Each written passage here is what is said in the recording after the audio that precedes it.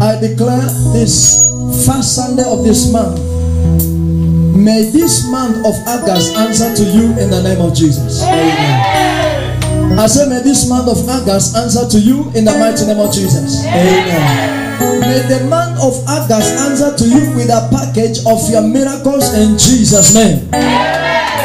It shall answer with a package of your favor in the precious name of Jesus. August shall answer with a package of your business in Jesus' mighty name. It shall answer with a package of all your expectations in the precious name of Jesus. This month of August, none of you shall be hospitalized in Jesus' name. I said, none of you shall be hospitalized in the precious name of Jesus.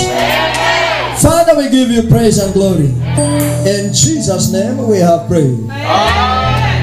Please, you may put your hands together for Jesus.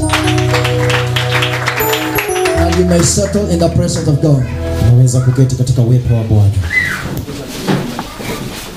are talking about, or rather we were sharing, giving. And the Lord has blessed us in diverse dimensions. Tumebarikiwa. Mungu ametupatia ufanisi katika maisha yetu. And I want to believe that this new month, the Lord shall give us something new.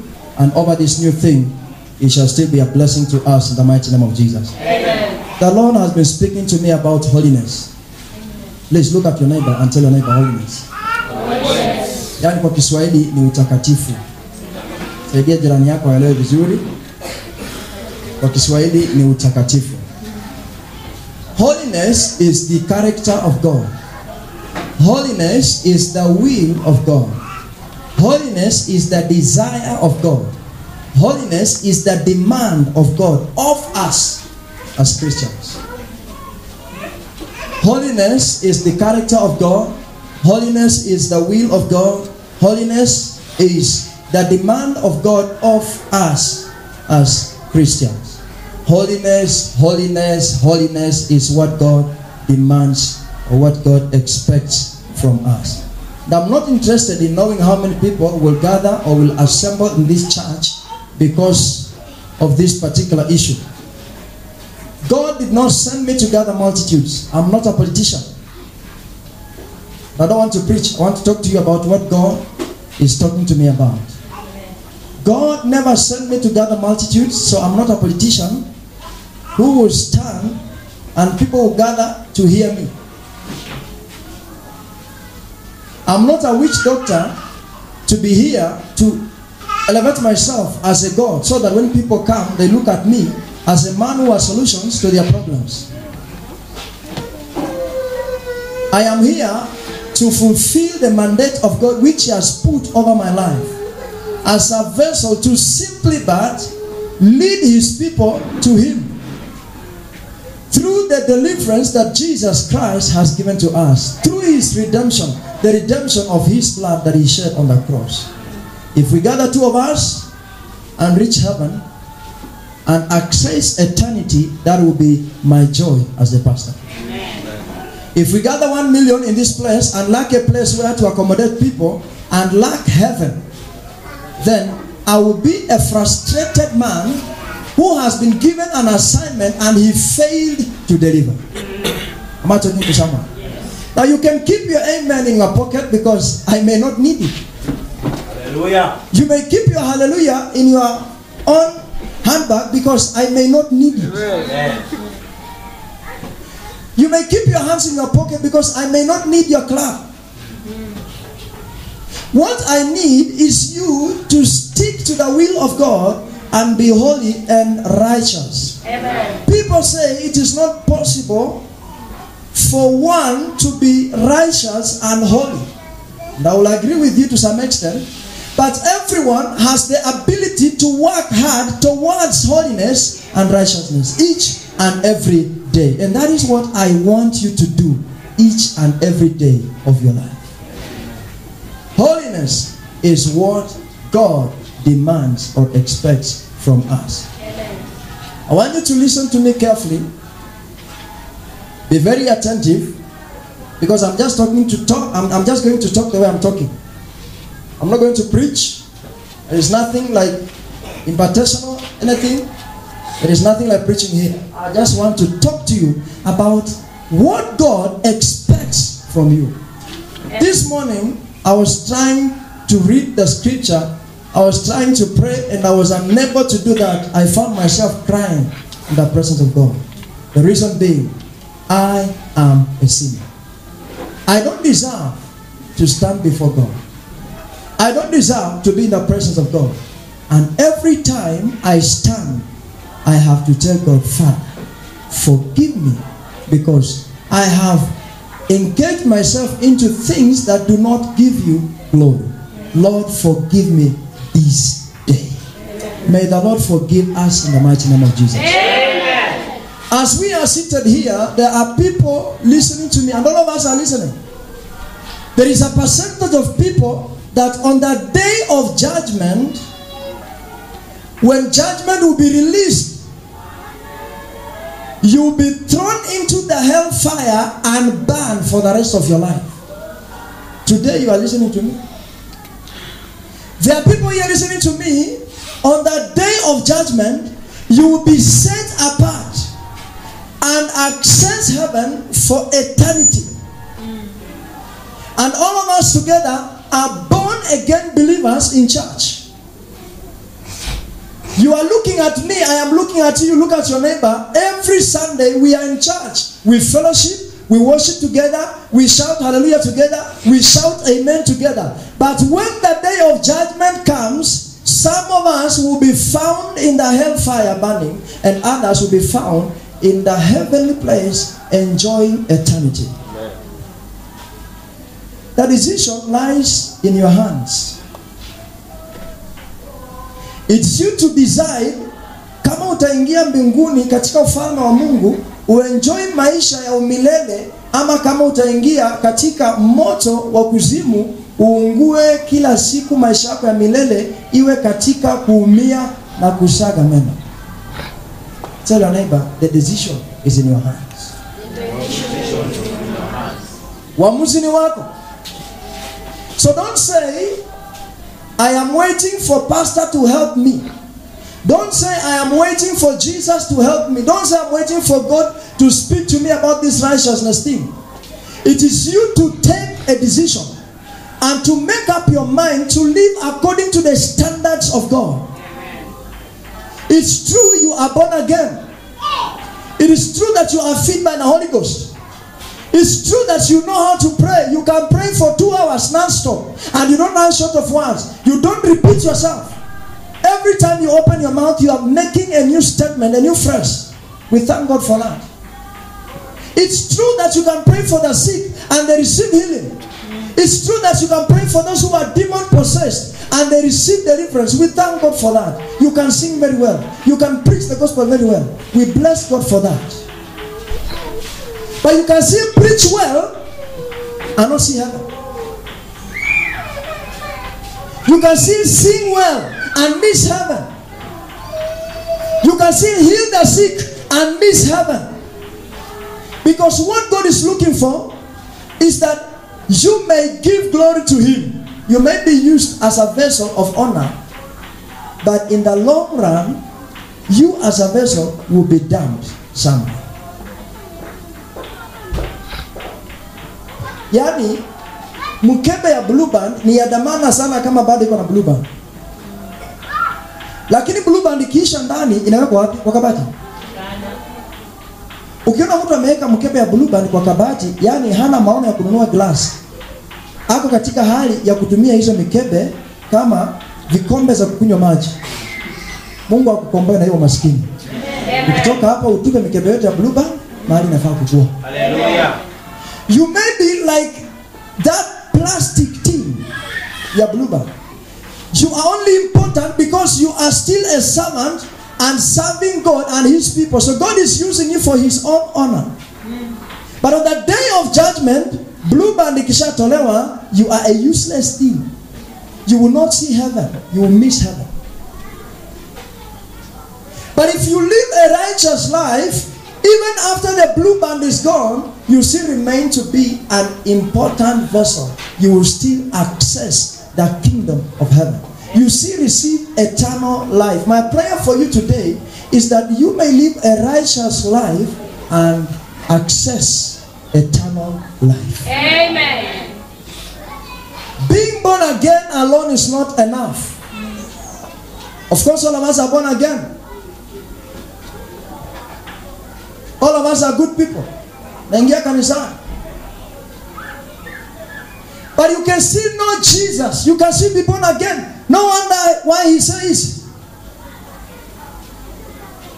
there is a time he will look at you and say, I don't know you. You say, I served well, I preached, I sang. But the answer will be, I do not know you. It is because you have known him, you have served him, you have worked as his servant, but you don't have a relationship with him. All you sought for was to use his own anointing, maybe to glorify yourself. Those who will see eternity, who will see eternal life, who will receive eternal life, are those who will live a righteous life. Amen. Tell your neighbor, jaribu ukuwa mtakatifu. Now, where do you prefer to be? Is it in heaven or in hell? Do you prefer eternal life or eternal suffering?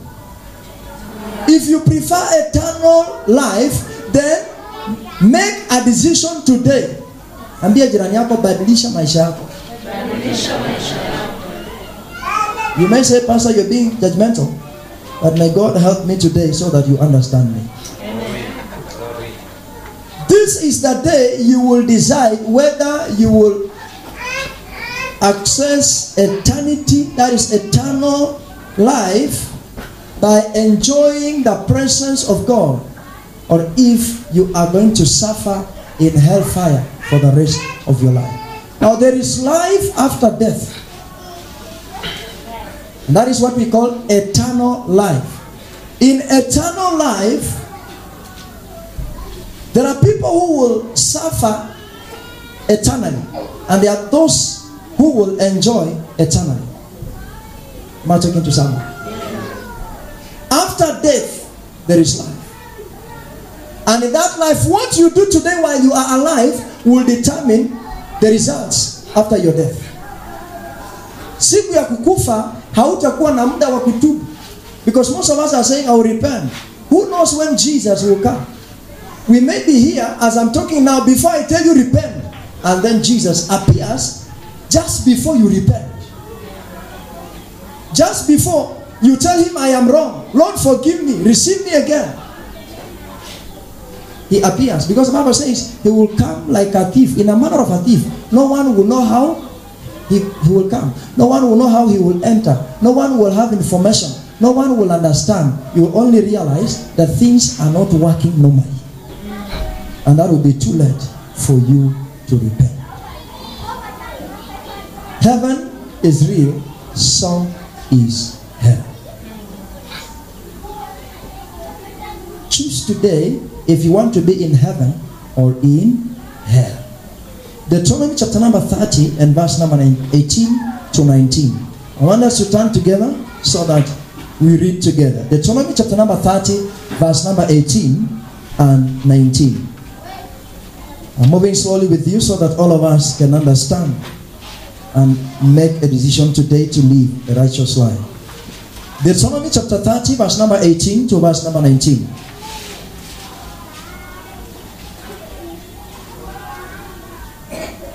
Someone will read for me in Swahili. I have the English translation.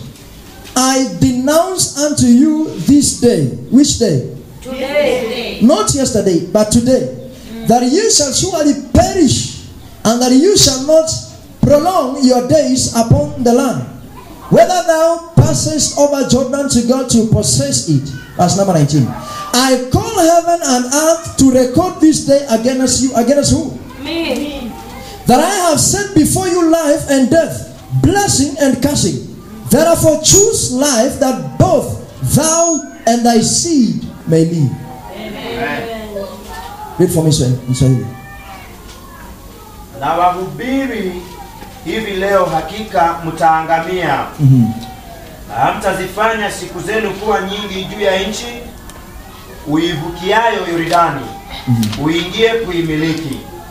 Nazishuhudiza mbingu na nchi juu yenu hivi leo, kuwa nimekuwekea mbele yako uzima na mauti, baraka na laana. Basi chagua uzima ili uwe hai, wewe na uzao wako. God says, I call upon heaven and earth to be my witness against you, that on this particular day I am laying before you life and death. But God wishes that you choose life and not death. Amen. So he says, decide today and choose life. He's giving you an advice. Amekupatia mauti na uzima, lakini anakushawishi ya kwamba tafadhali chagua uzima, uache mauti. But most of us are doing the opposite. We are choosing death and abandoning life by living a sinful life. That simply means you are choosing death over life. Make up your mind today and choose life over death. 1 John chapter 1 and verse number 8. 1 John chapter 1 and verse number 8. Let me help someone understand, whoever that is thinking, Pastor, how do you know that I am a sinner when I am right before my God? Only God knows me. Only God knows my sin. Only God understands me. Let me help you understand. 1 John chapter 1 verse number 8. If we claim to be without sin, we deceive ourselves and the truth is not in us. 1 John chapter 1 verse number 8. If someone is there, you read in Swahili. Tukisema kwamba hatuna dhambi, twajidanganya wenyewe, wala kweli haimo mwetu. Tukisema ya kwamba hatuna dhambi, hatudanganyi mchungaji, wala hatudanganyi wapendwa wenzetu, bali tunajidanganya sisi wenyewe na ukweli haumo ndani mwetu. And that simply breaks the 6th commandment of God, which says, thou shalt not lie. Is it true? I hope so. If we say we are not having sin in our lives, we don't deceive anyone, we deceive ourselves, and the truth is not in us. When you come to church, you lift up your voice, cry to God. I also cry to my own God. Glory be to God. Hallelujah. As you are crying, Father, see me through this. Forgive me of my sins. Don't think I am also here so that you pray to me. No. I am also lifting up my voice to God. As you follow me, I will simply tell you, no, it is not me, it is Him. There is someone who is doing it. So don't think someone is looking at you in a way or in a manner like suggesting you are a sinner.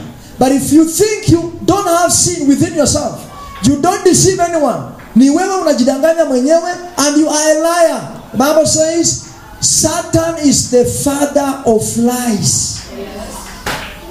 Now because you are a liar, you lie to yourself, and the truth is not inside you, then that simply means, in other words, that you are a son or a daughter of the devil.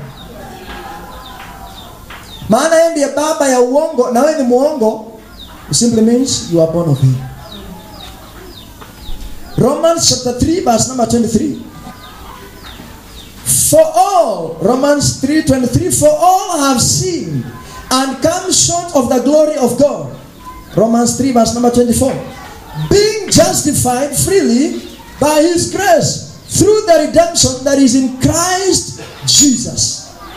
And mark the word all. For all have sinned and run, or rather fallen short of the glory of God. For all of us have sinned and fallen short of the glory of God. But we are freely justified through the redemption of Jesus Christ. Verse number 24. We are freely justified through the redemption of Jesus Christ. Sisi wote tumetenda dhambi na tumepungukiwa na utukufu wa Mungu. Kwa hivyo basi tunaoshwa na kusafishwa kupitia kwa ukombozi wake Kristo. It is through Jesus that we are cleansed, that we are washed and made whole. Amen. We are moving. Luke 17 verse number 1. Luke chapter 17 verse 1. So they are moving slowly so that we move together. Jesus said to his disciples, it is inevitable that stumbling blocks will come, but woe unto the one through whom they come. Verse number 2. It would be better for him to have a millstone hung around his neck and to be thrown into the sea than to cause one of these little ones to stumble. Verse number 3. Watch yourselves. If your brother sins, rebuke him, and if he repents, forgive him. Verse number 4. Even if he sins against you 7 times in a day, and 7 times returns to say, I repent, you must forgive him. And mark the word must. That is mandatory. Verse number 5. The apostle said to the Lord, increase our faith. Read in Swahili. Akawaambia wanafunzi wake, makwazo hayana budi kuja, lakini ole wake mtu yule ambaye yaja kwa sababu yake. Ingemfaa zaidi mtu huyo jiwe la kusagia lifungwe shingoni mwake akatupwe baharini kuliko kumkosesha mmojawapo wa wadogo hawa. Jilindeni, kama ndugu yako akikosea muonye, akitubu msamehe. Na kama akikosea mara 7 katika siku moja na kurudi kwako mara 7 akisema nimetubu, msamehe. 5. Mitume wakamwambia Bwana, tuongezee imani. Jesus said to his disciples that temptations will come, trials will come, sin will come, but woe to him through. You understand that? The Swahili translation didn't deliver properly like the English has done. Yani, ole yule ambaye ndani mwake kutapitia. Woe to whoever that through whom this sin will come. Heri huyo mtu afungwe jiwe kwenye shingo lake na atupwe, kuliko yeye kutenda dhambi na kukosesha watu wengine amani na kuwafanya hao pia kuanguka katika dhambi ifananayo kama hiyo. That is part of the scripture. Anyone that is used as a vessel of sin, woe unto him. He deserves to be thrown away into the sea, kwa kufungwa mawe katika shingo lake, ili ya kwamba akiingia kule ndani ya bahari azame, so that you don't come back and cause other people to see the same way you are doing. Am I talking to someone? Amen. In other words, Jesus told his disciples, anyone that sins deserves death. He doesn't deserve to live. But then he says, in part B of the scripture,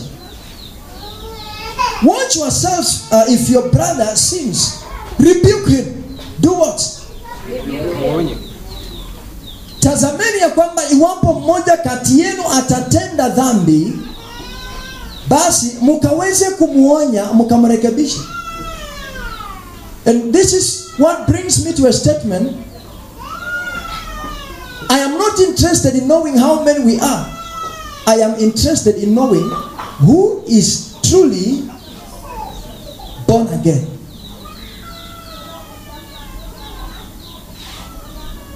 Who is truly born again.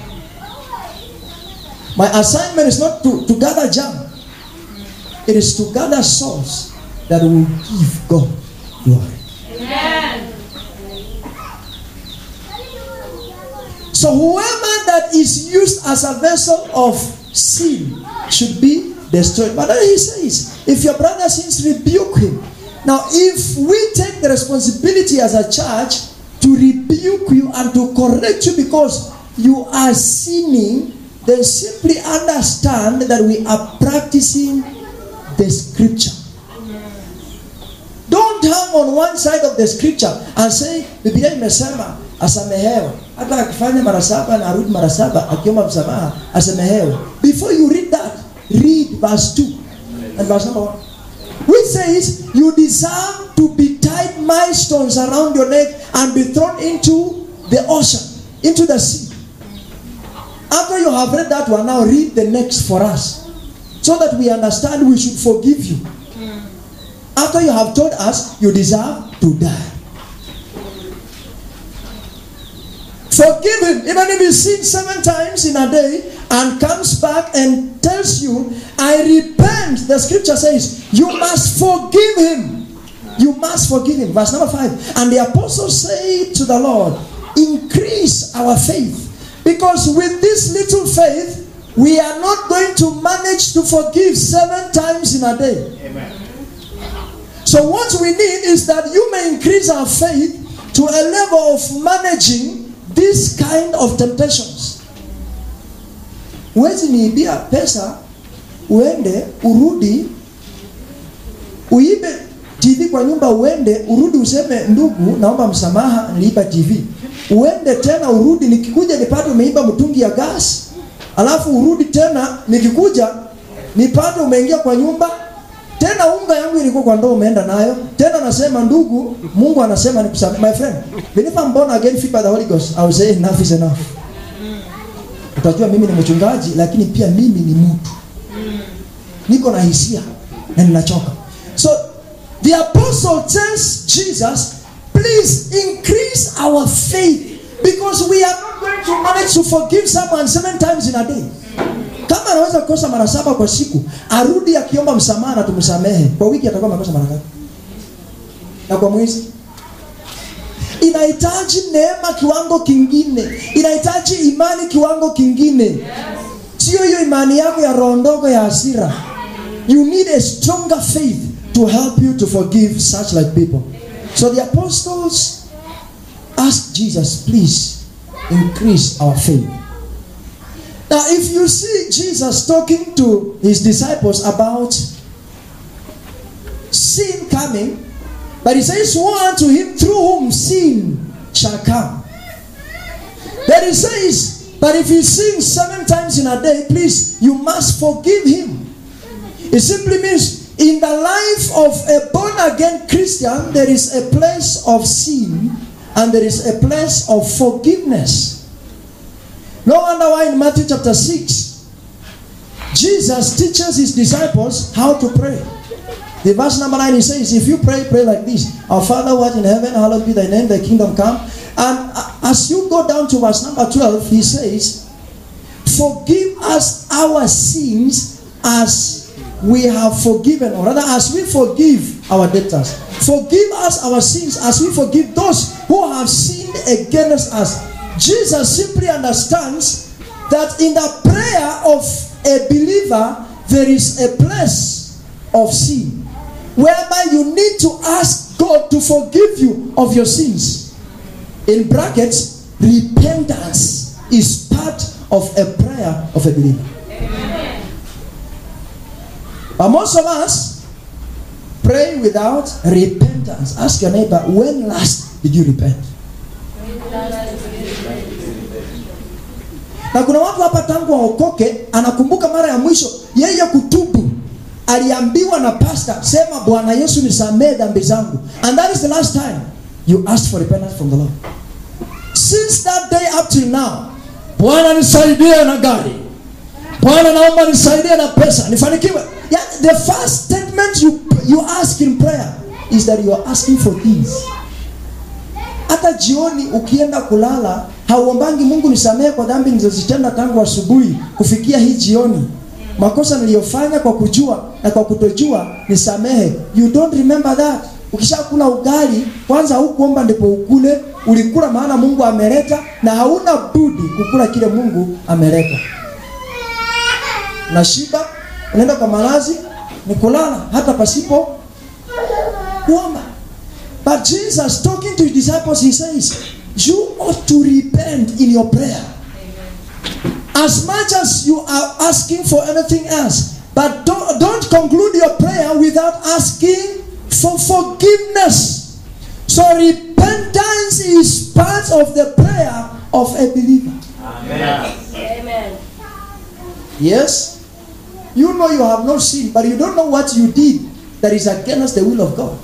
Because you have run short of His glory, you also run short of His wisdom, you also run short of His understanding, you run short of His knowledge. You don't read from the same script with Him. So you don't really know if this is correct or wrong. Yes, you have grown and matured from knowing what is good and bad.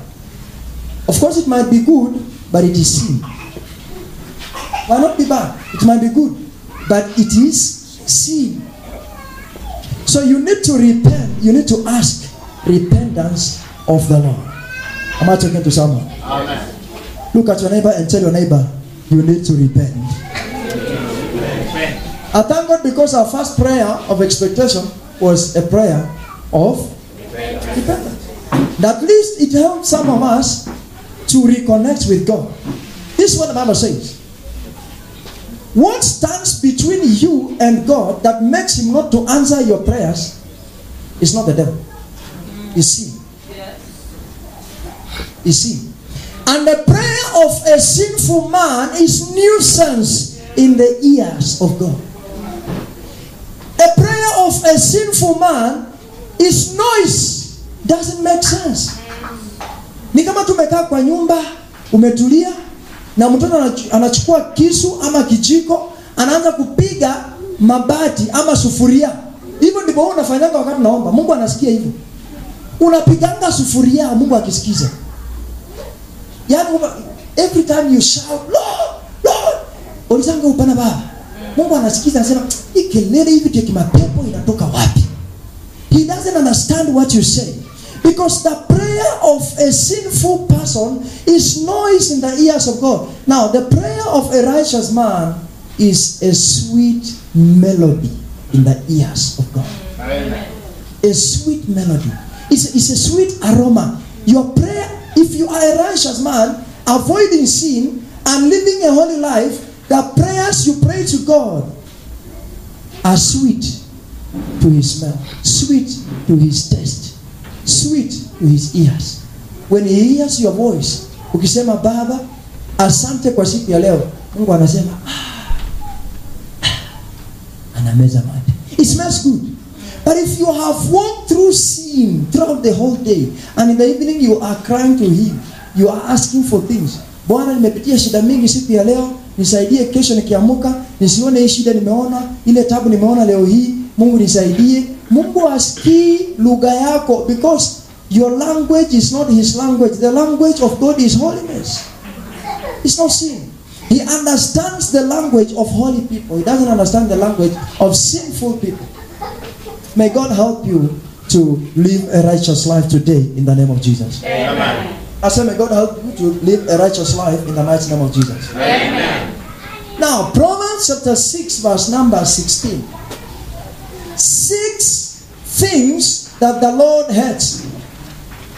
7 things that are detestable. Proverbs chapter number 6. I want us to read together verse number 16. And if you get there, you confirm with a glorious hallelujah. Hallelujah. Proverbs Methali 6:16. 6 things that the Lord has, 7 that are detestable to Him. Sasa unaweza kuwa unashangaa, mchungaji, Biblia inasema ya kwamba Mungu ni upendo. Itakuwaje tena Mungu awe chuki? Is the same God speaking? Yes, He is love. And He's a jealous God. He can love and hate at the same time. Remember, He is the God that has all the powers. He's a supreme God. He has all the ability. Proverbs 16 chapter 6 verse number 16. I'll read. There are 6 things that the Lord hates, 7 that are detestable to Him. Verse number 17. If you have your Bible, please shout the first thing.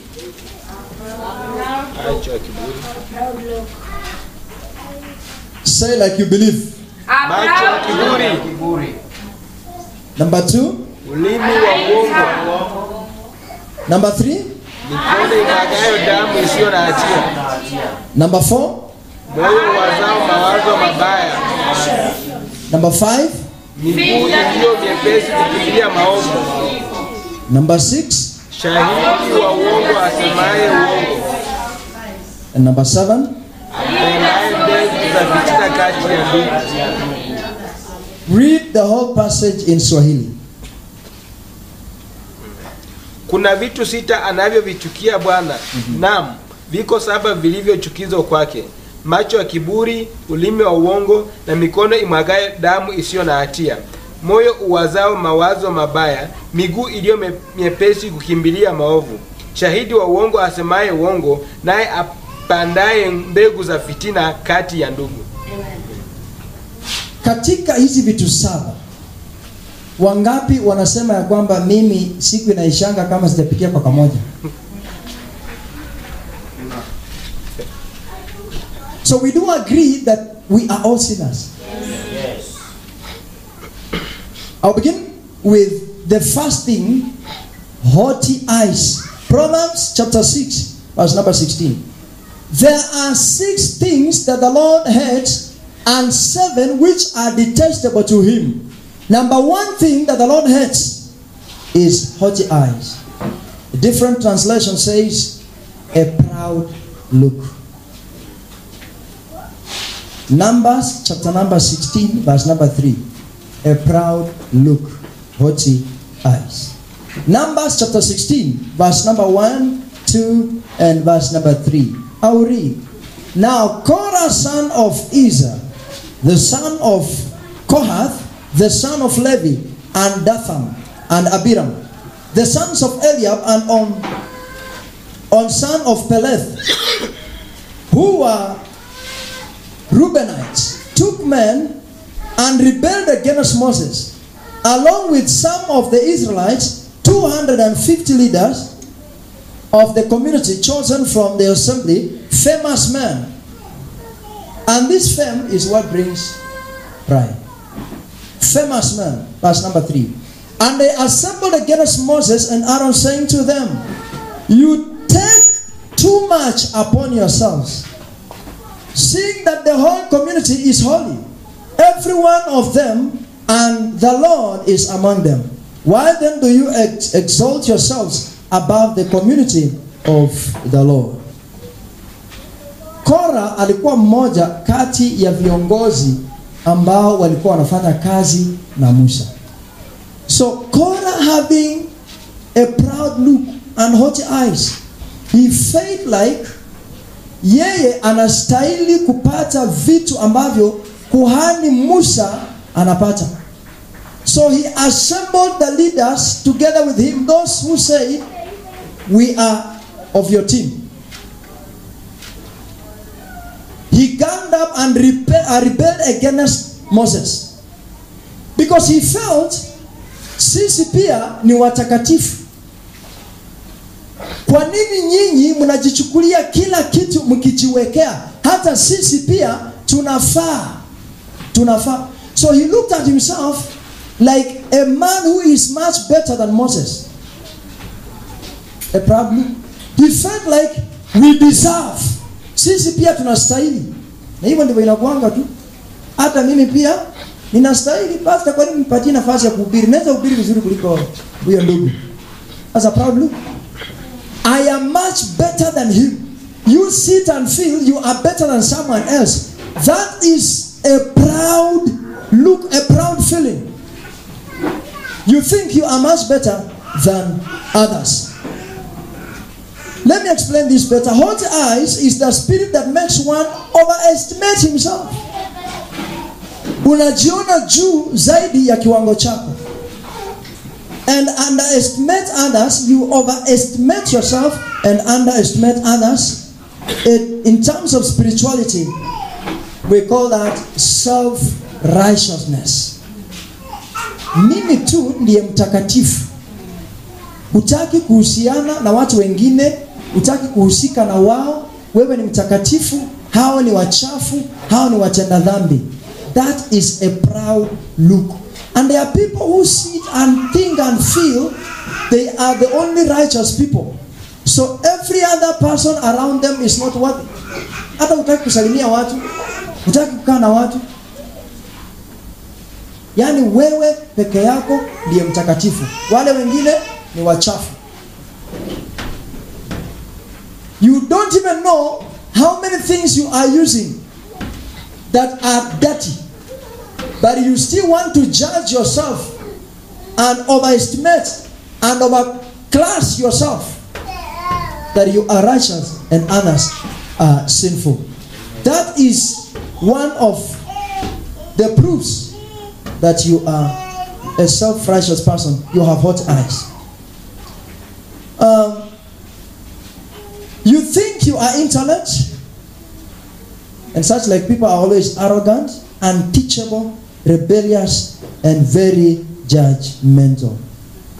They are detestable in the eyes of God because they often inspire rebellion and division in the body of Christ. Glory be to God. Amen. Now, to sum up the story of Korah, God told Moses, separate your people from Korah's people, because I want to consume them at once.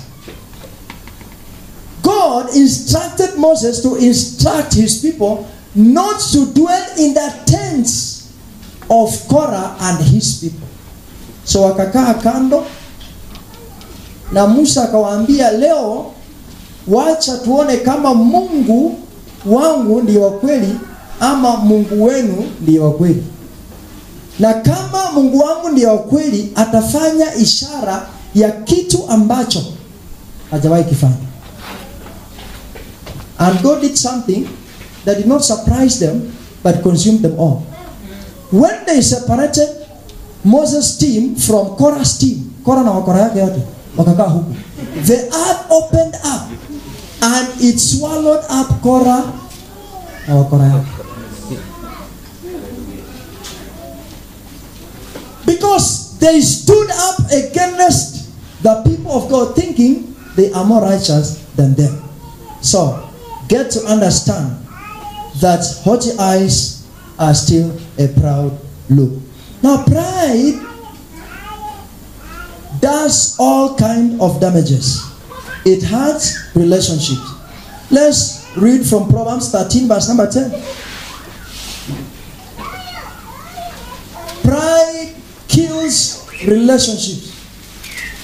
Ukikuwa pamoja, you are my friend, and you begin thinking that you are better than me, you are good and perfect, I am useless, our relationship will not last. For those of us who are married, please be careful. Don't think that you are the only good one, your wife is a useless one, or don't think your husband is a useless one, because that one alone will break up your marriage. Proverbs chapter number 13 verse number 10 says, only by pride cometh contention, but with the well advised is wisdom. So pride can break up a marriage, pride can break up a family, pride can break up a relationship. Let's flip back to Psalms 10 verse number 4.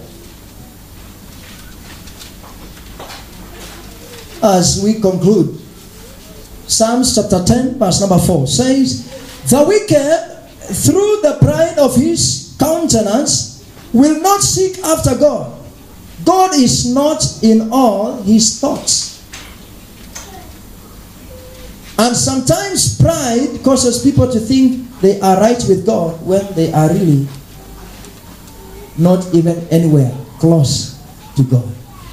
So if you have haughty eyes, you are going to miss it in life. Proverbs 29:23. Proverbs 29:23. A man's pride shall bring him low. A man's pride shall bring him low, but honor shall uphold the humble in spirit. Pride brings a man low, but honor shall uphold the humble in spirit. James 4:10 says, humble yourself and the Lord shall exalt you.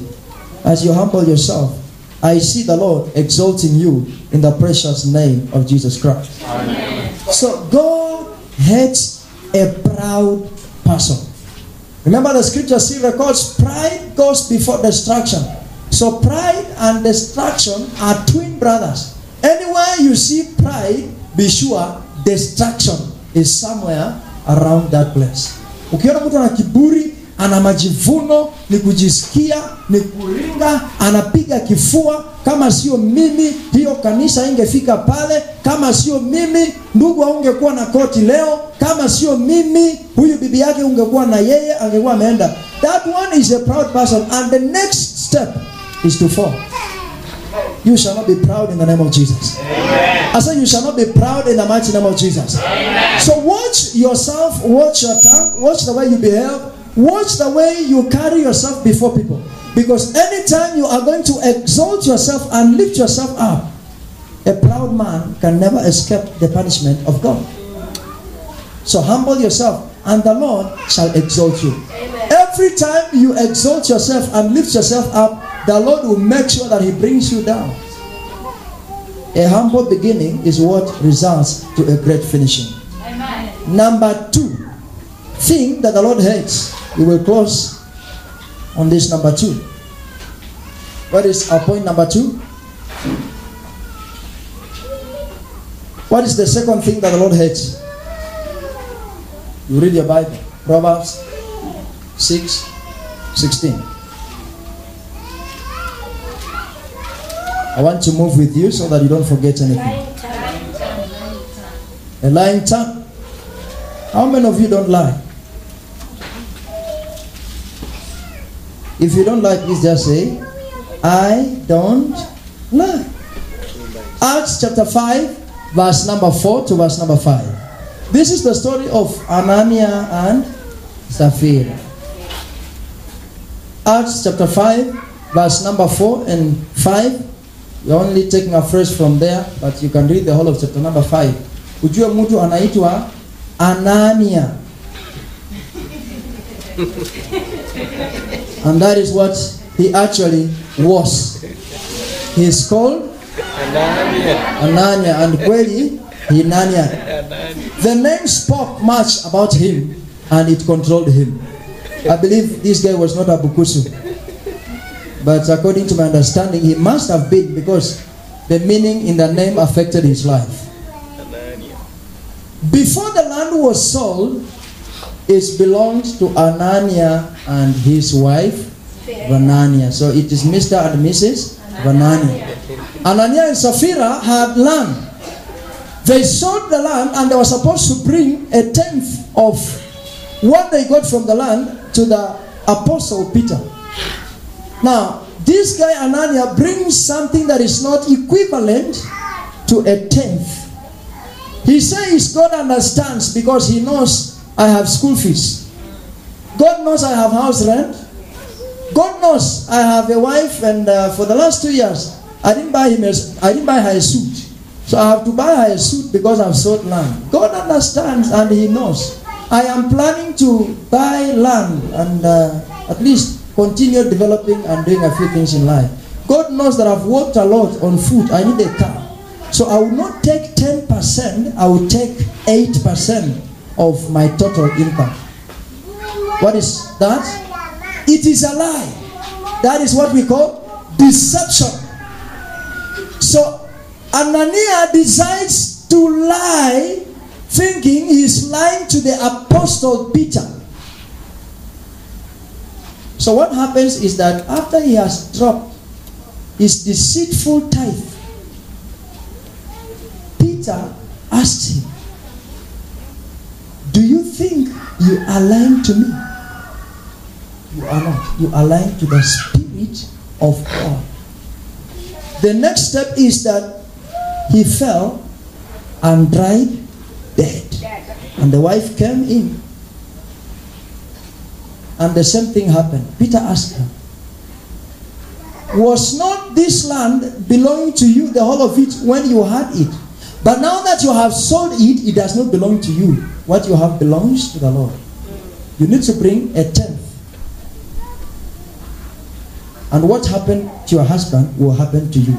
Those men that carried him, those young men, are still here, and they will still carry you. Glory be to God. Amen. People have learned to lie. And I'm sure at least a third, if not a half of the church, have one-on-one lied to me. And the pastor when you are nowhere in town. And remember, the Bible says we should not lie. So lying is one of the 6 things that the Lord hates. He hates lies. So if you lie, the Lord hates a liar. So he's no longer going to be in love with you, but he's going to hate you because you are doing what he hates. Na simu zilikuja, zimetusaidia kudanganya. Zimetusaidia. Someone just calls you and you say, "Ndimuko na sana, uko wapi?" "Niko hapa Chekube." Na unajua vizuri uko Ranje. Nipatie dakika 5. Unaanza kukimbia mbio, unang'ang'ana. Hafiki. "Uko wapi ndugu?" "Niko tu hapa. Hapa tu ndugu. Unione? Nakuja. Ningoja nafika." You are not playing on phone. You are a liar. That's the truth of the matter. You are not playing games on phone. You are a liar. And that is sin. Hiyo ni dhambi. Uongo ni dhambi. Na kile kilifanyika kwa Anania na Safira haikufanyika ili ya kwamba tusome na tucheke tuseme hawa walikufa wakazikwa. Ilikuwa ni kwa mfano wako, maana what will happen next to you might be the same thing. God might design to take you to teach others again. Because he took the life of Anania and Safira to teach the remaining. Hawa pia wajue, waogope wa mhofu Mungu. Na unaweza shangaa useme tu kwa simu, "Atinakuja. Atiniko hapo kwa kona." Na kumbe huko kwa kona huko mbali. Na watu wanaona tu naanguka. Na unazimia. Na wanasema alianguka, akakufa, na hata ni kama amekuanga mgonjwa. Hatuelewi. Wanauliza bibi ama bwana, hana shida huyu ndugu atakuwa mgonjwa ama atakuwa mgonjwa amekuwa mzima. Tumekuwa tu salama.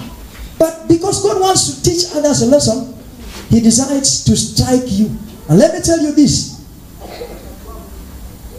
God does not lose anything if he takes your life. He doesn't lose. It is you who will lose your life and your family members will lose you. God does not lose anything if he takes your life for the reason of teaching others. He doesn't lose anything. He's at peace and he's doing his work to harvest. Yaani umekomaa katika uongo, umefika kiwango cha kuvunwa. Sasa Mungu anakuvuna. Because you are a liar. So lying is not a good thing. Ni dhambi. Na ni kitu moja kati ya vitu ambavyo Mungu anachukia. Unapata mama kwa nyumba anachukua shilingi 50 ya mzee kwa kibeti, na bwana anauliza, "Shilingi yako 50 ilikuwa hapa. Nani alichukua?" Mama anasema, esa mwaje ukichukua pesa kwa kibeti yako? Wewe kama ulitembea na wanawake huko nje wakakukula pesa na unajua tu umechukua 50, si useme nilichukua. You know, you're not playing with the mind of your husband. You're a liar. You deserve to be hung. You just deserve to die. Because that is the place where liars belong. Wakuwe harvested na wengine wajifunze funzo kutoka kwao. Bwana Yesu asifiwe. Wanaume wale mnakulanga mboga na mnaambia mama ni watoto. Hiyo uongo. Mungu atakusaidia siku nyingine utameza tu kipande na unazimia hapo kwa jikoni. Kwa sababu umekuwa mkora, umeanza kuwa muongo. Wewe na Kora na Anania, nyinyi wote ni watu moja. Mnafaa kuingia katika area moja ya maisha, mahali ambapo mnavunwa na watu wajifunze lesson. Recently, that is what God did to Anania and Sapphira. Na watu mmezoea Mungu mpaka amekuwa kama mchomba wako.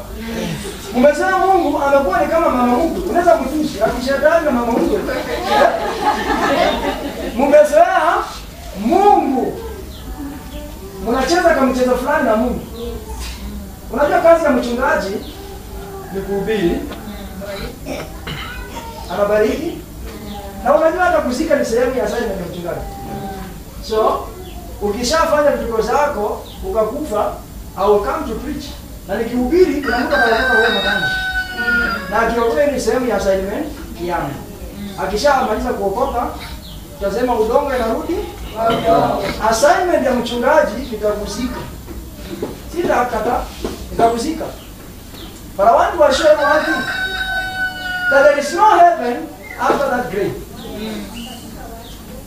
There is no eternity after that grave. Huyu ndugu ni mzuri, ameokoka na mjua Kristo, anahudumu kanisani, lakini mahali amemalizia hakuna mbingu. Kwa sababu ametoka katika mambo ya Mungu, anafikiria ni pastor kabechangoza hata kama nyake wacha kunyanga runda kambara ita. Unaona kwa sababu Mungu hakuna mtu anajua. Hapo tu kwa boma. Na hapo kwa boma hakuna mchungaji na wala hakuna kanisa kwa boma, ni kwako ndio unafanya hizo vitu. You're thinking you are playing the mind of your pastor. You think you are playing smart. At pastor hatajua maana mimi niko huku kwangu na yeye hapo kwa. Sasa hawezi jua ni nini kinaendelea. God is watching from heaven. Yes. He's looking at you. Glory. He knows what you are doing. Yes. And he will not allow his name to be ashamed. Yes. Like I told you, for the reason of not allowing shame to approach his door, he will harvest you. Maana wale wanakuja pale watasema na huyu ndugu anakuwa kanisani, na huyu ndugu anahubiri. Tuliona ndugu fulani anahubiri kanisani, yeye mchungaji. Tena tumemuona akipatiana ng'ombe, akipiga makofi, akiongea maneno ya kimira. God did not want to see that happen. So he said to end this, I have to end the life of these two people. Useless. Time has come whereby we either shift and change from the kind of life we have been living and focus on Christ. The scripture says, we have fixed our eyes on Jesus. Amen. Where our help comes from. So we better fix our eyes on Jesus, because if you are going to shift from Jesus to a different place, a different source, then God is going to make sure that he does not allow shame to enter his own zone. Amen. And by so doing, some people will simply lose their lives for the reason of God receiving glory and not losing glory. Am I talking to someone? Yes. So deception is one of the things that God hates. Uongo ni vitu kati ya vile ambavyo Mungu anachukia na hataki kuviona katika maisha ya wapendwa. Don't just be used to deception. Don't just be used to saying things that are not there. Unaongea vitu najua they are not there, but you're still going ahead and saying them, thinking ni kusema tu nasema. After all, atanifanya. God knows everything. So please make sure that you shift from sin and avoid and get back to the will and the desire of God. Hallelujah. I want to share a testimony with you. One day,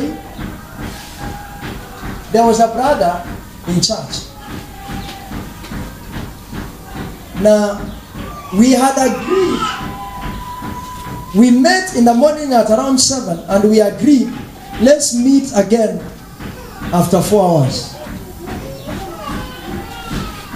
I went to the house, did my stuff, and nikarudi mtafuta. I called him and he told me, just around. I said, okay. How long? 30 minutes. I waited for 30 minutes. Ayuko, I called. Uko wapi? Basi niko hapa karibu. Nipatie 15 minutes. After 15 minutes I called. Nashiki simu. Said, well, wacha nisubiri. Patience is a virtue. and I think I have it. Let me wait. Nilingoja kutoka saa 4 asubuhi mpaka saa 11. How far? Subiri kidogo tunakuja. How far? Subiri kidogo tunakuja. How far? Mpaka siku ikaisha. You may not know why things are not working in your life. Just all of a sudden, things don't work. You may think Mungu amekuachilia ama shetani amekuingia ndani ya maisha. But it's because you have lied too much and God has decided to bring you low so that you may learn how to live a righteous life. So, being a deceitful person, kuishi tu katika uongo is sin. Ambia jirani yako, uongo ni dhambi. Uongo si excuse atunatumia kuhepa kitu. Uongo ni dhambi. So you stop lying, because when you lie, you are sinning. I want you to jump up on your feet. Number 1, pride. Number 2, uongo. I want you to lift up your voice to God. Umwambie Mungu, nisamehe dhambi ya kiburi na majivuno, nisamehe dhambi ya uongo katika jina la Yesu Kristo. Bwana nisafi